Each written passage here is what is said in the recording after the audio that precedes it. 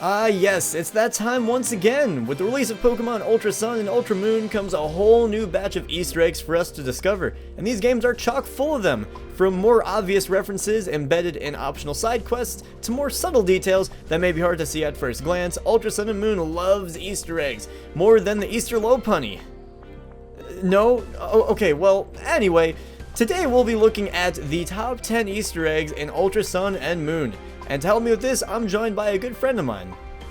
Hey Piplup people, my name is MysticUmbreon, and today I'll be helping out Josh with this list of interesting Easter eggs that Game Freak loves to throw at us. There are quite a few iconic Easter eggs in the games, and I am so happy I get to talk about some of the ones I have ran into on my Pokemon journey. Of course, this video is our opinion, and you guys will have your own favorite Easter eggs, so go ahead and leave your favorites in the comments below. After when you're done watching this video too, if you need a team of the best 6 Pokemon, then head over to my channel where Josh and I talk about the best team of 6 to help you with your Ultra Sun and Moon adventure. We make a team based off of how well they do against all of the mini bosses and tough trainers in Alola on an individual basis. So if you need a powerhouse team, definitely go check out the best team for Ultra Sun and Moon in the description or the icon in the top right corner. With that being said though, let's call the Easter Lopunny and go on an egg hunt. Now before we get started, to celebrate the launch of Ultra Sun and Moon, Mystic and I are giving away 2 copies of these games, 1 each. Click the link in the description to enter the Ultra Sun giveaway and check out Mystic's video that I helped with for the Ultra Sun giveaway. To enter, you need to subscribe to both of us on YouTube and follow us on Twitch. Twitch subscribers will get 5 bonus entries as well. These 2 giveaways end on December 16th. Good luck! Now let's have a look at these Easter eggs. Starting off this list, we have probably one of the simpler Easter eggs in Ultra Sun and Moon, but I think it's kinda cool Game Freak decided to reference it, especially with Kiawe being the fire trial captain and standing on top of a volcano. If you head over to Paniola Town on Akala Island and head to the house left of the Pokemon Center, you will be inside of Kiawe's house. Go upstairs and head into the room on the left side. Read the book on his shelf and it will reference Mount Chimney and Reversal Mountain as being iconic volcanoes throughout the world, and how they have been popular lately. It's a pretty cool reference to Hoenn and Unova, even if it's just brief. Next up, we have a quite obvious but really charming Easter egg. Teased in one of the trailers for these games is the gym in Mali City. While you can reach the end of the game without entering this building, I highly recommend that you check it out. You won't get a heck of a lot for defeating the trainers and the pseudo gym leader, but there's something about seeing all the elements of a traditional Pokemon gym in Alola that's honestly just wonderfully nostalgic. By far my favorite part of this gym is the music. Just listen to it.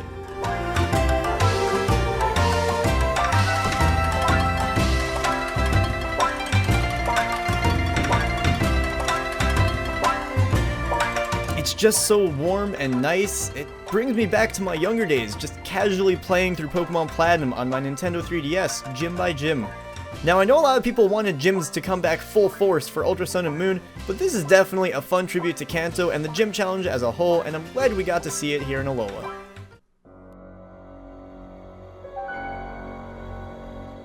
A cool Easter egg that has always been introduced in Pokemon games is having the current gen console inside the player's room. Likewise in Ultra Sun and Moon, the same cycle is repeated where the player can find a Nintendo Switch lying on their floor in front of the TV. Though there is a Switch present in the player's room, if you head over to Team Skull's living quarters and if you go into one of the rooms, you will find Wii U's. Why the Team Skull grunts have Wii U's, I have no idea. Maybe it's a way of throwing Team Skull as not up to date, or simply by throwing shade. It makes sense because Team Skull kind of changes in Ultra Sun and Moon, but not that much in comparison to Sun and Moon. It's a mystery, but an interesting one. Or maybe they can't afford Nintendo Switches, period. Better start saving, guys. The new games will be out on the Switch in about a year to 2 years from now. That includes you, Team Skull.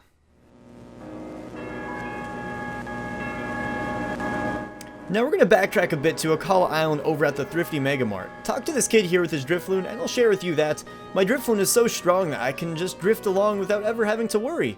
Ah, well, that doesn't really seem to be too harmful. I guess we'll just find a new Easter egg for this slot. Oh no! Oh god, clearly our little friend Timmy here has not listened to his Rotom Dex. Nearly every Pokedex entry since Drifloon's existence states how infamous it is for making children disappear. I mean, just hear its Black White 2 entry. These Pokemon are called the signpost for wandering spirits.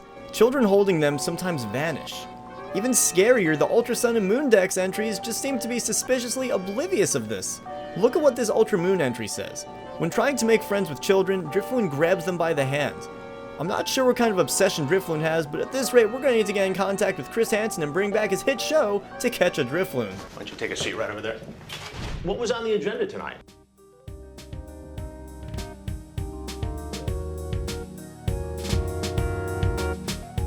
Is Generation 8 already being referenced in Ultra Sun and Moon, or is this making reference to an older region's gym leader? In the geothermal power plant, if you make your way over to the TV in the top left corner, it talks about a documentary involving a gym leader from a faraway region using his Pokemon to find heat energy. This is definitely a mind-boggling Easter egg.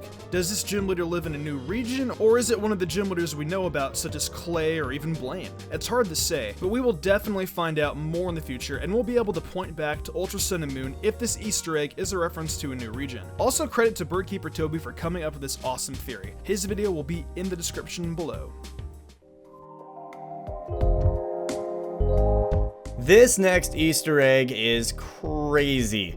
Take a walk back to the trainer school, and if you take a look at this book over here, it seems innocent enough. A story about 3 Pokemon, Pikachu, Slowpoke, and Pyukumuku, all setting out on their own island challenge adventure.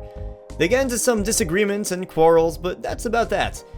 This takes a seriously dark turn if you look back to Lucamine's lab in the original Sun and Moon, where 3 of the frozen Pokemon there are Pikachu, Slowpoke, and Pyukumuku. Holy fuck on a stick.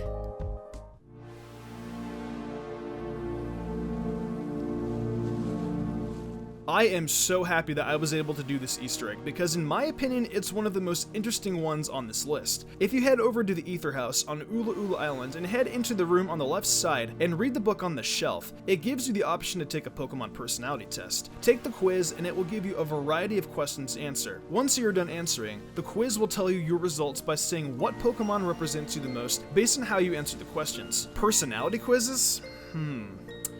Now, like I've never done any of those on my channel before. That's not the Easter egg though. If you guys have played the Mr. Dungeon series and are familiar with the personality tests they give you at the beginning of the games, then this was an easy reference to see. Whether or not this personality quiz in Ultra Sun and Moon is a reference to the Mr. Dungeon games, I'm not so sure. However, I can say that it makes the most sense, and if this was the case, I love the fact that Game Freak brought up this amazing spin-off series. Nice work, guys.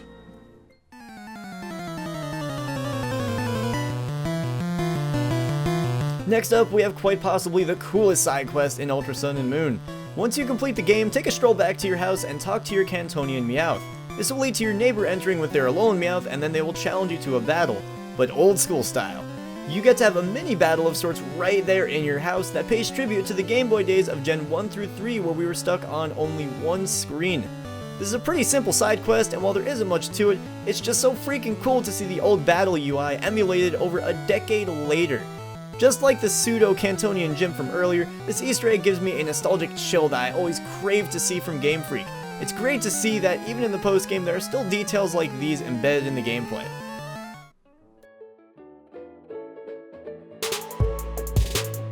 In the earlier seasons of the Pokemon anime, a certain Pokeball was introduced. This Pokeball was the GS Ball, and Professor Oak could not for the life of him figure out how to open it or what it could possibly have inside. So he sends Ash and friends on a wild goose chase to Professor Ivy's lab in the Orange Islands, and then later to Kurt and Johto. None of these people were able to figure out how to open up the ball, and it was then questioned for a long time of what was inside the ball. Apparently, Game Freak was supposed to release an event to unlock Celebi and the first Johto games that had the GS Ball, and it would open up with the Celebi to give the player access to that specific event. Unfortunately, the event was never done, and people were wondering about the significance of it. Finally, after over 15 years of not being referenced, a man in the Heya station on Akala Island makes a reference to it and begins to wonder about the significance behind it. Is Game Freak gonna release Crystal on the Virtual Console of the original events? I mean, it would be cool if they did that, however, I don't expect them to do anything though. It still puzzles me though as to why they reference such an old piece of Pokemon history, especially when it hasn't even been brought up since Gen 2.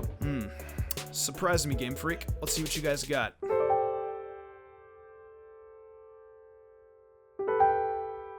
Lastly, in the number 1 slot, we have the heartwarming Satoru Iwata tribute in Hehe City in Game Freak's office. Taking a step back, if you talk to this person with a Pokemon in your party from any Virtual Console game, it will trigger a specific dialogue. For example, if you talk to him with a Pokemon your party transferred from Pokemon Yellow, he mentions, just between you and me, but when we were working on these new titles once, I got told to come up with version differences. Boy, I was gobsmacked, but in the end, I'm glad I helped make them. The real chiller is when you talk to him with a party member from Pokemon Silver and he shares the following. Boy, when we were told halfway through development to make Kanto 2, I thought I might just expire on the spot. But I'm glad that we made it that way. When we were having trouble fitting all the data in for Gold and Silver and we were really in a pinch, this amazing guy came along and made a program for us that solved all our problems. He went on to become the amazing president of a real big company soon after that too. This is of course Satoru Iwata being referenced, one of the most important figures in gaming and Pokemon history, who was taken from us far too soon in 2015. During the development of Pokemon Gold and Silver, the ability to fit the entire Kanto region in just seemed impossible. Yet not to Satoru Iwata, who was able to cram what was essentially an entire extra game into a single cartridge with some heavy compression. Seeing Game Freak pay tribute to Iwata is truly amazing, and most definitely takes the #1 spot on this list. Either way, that just about finishes up our top 10 Easter eggs in Ultra Sun and Moon. What'd you think? Should the order have been different? Did we miss any? Let us know in the comments section down below. Thanks again to Mystic for helping me out with this video. No problem. I had a blast being here. If you guys want to see a really cool team, head on over to my channel for the best team for Ultra Sun and Moon. Remember that we are also doing a giveaway, so if you guys want to enter that for a free copy of Ultra Sun and Moon, be sure to subscribe to me and Josh and follow us both on Twitch. Anytime, Mystic. It was a ton of fun putting this together. If you did enjoy this video, make sure to subscribe if you're new and comment Notification Squad if you watched this far into the video and rang that bell. Thank you so much for watching, and we'll see you next time.